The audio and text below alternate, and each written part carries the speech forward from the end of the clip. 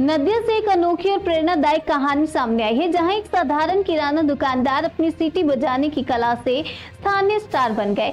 बचपन में सीटी बजाने पर डांट खाने वाले आसिम महलदार को आज लोग सीटी मास्टर के नाम से जानते हैं।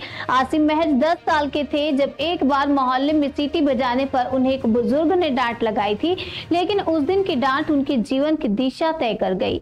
उन्होंने सीटी को एक हुनर के तौर पर अपनाया और साधना की तरह इसे निखारते चले गए। बचपन में पिता का साया उठ गया, पढ़ाई भी अधूरी रह गई, लेकिन सीटी बजाने का जुनून कभी नहीं टूटा।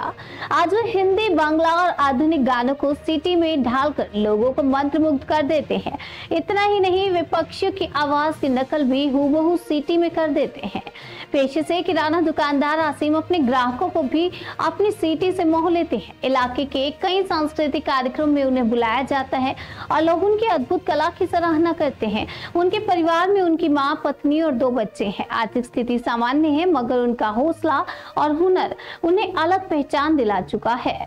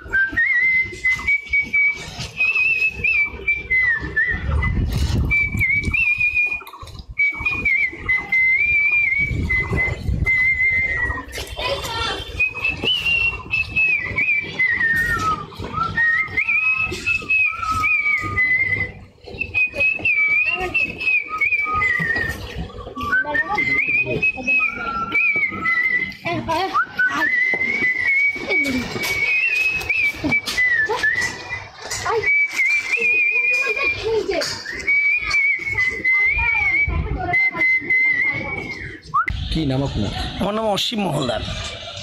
ফুলিয়ার মানুষ বা যারা কি নামে চেনে আপনাকে? আমি ছোটোবেলায় 8 বছর বয়স থেকে গান বাজনা করি শীষ দিয়ে, ওই কারণে ফুলিয়ার সবাই আমাকে শীষ সম্রাট বলেই চিনেন। কত বছর বয়স থেকে এই শীষ দিয়ে শিখেছেন এবং কি বলবেন? আমি 8 বছর বয়স থেকে শীষ দিই, বা এক ভদ্রলোক আমাকে কান ধরে মুলে দিয়েছিলেন শীষ দেওয়ার জন্য, যার জন্য আমি তাকে কোনো প্রতিক্রিয়া না করে যাতে আমি শীষ দিয়ে গান করে নানান সঙ্গীতের মাধ্যমে তুলে ধরতে পারি, এখন এই শীষ দিয়েই গান করছি। আমি পেশায় কী করেন? পেশা আমি একটা মুদিখানার দোকান আছে, প্লাস একটা ছোটোখাটো মুদিরই ব্যবসা করি। পরিবারে কতজন আছে? পরিবারে আমার মা, আমার স্ত্রী এবং ছেলে মেয়ে 2জনই আছে। ভবিষ্যৎ পরিকল্পনা কি? ভবিষ্যৎ পরিকল্পনা, যদি আমি এটা কোনো সরকারি স্বীকৃতি বা সরকারি সাহায্য পাই, তাহলে এটাকে আমি আরও বড় করে তুলতে পারি, বা কোনো মাস্টারমশাই যদি পাই, আমি এখনও তার কাছে শিখতে চাই। এখানে জায়গাটার নাম কি? ফুলিয়া জীবনানন্দ কলোনি। কি নাম আপনার? আমার নাম অসীম মহল।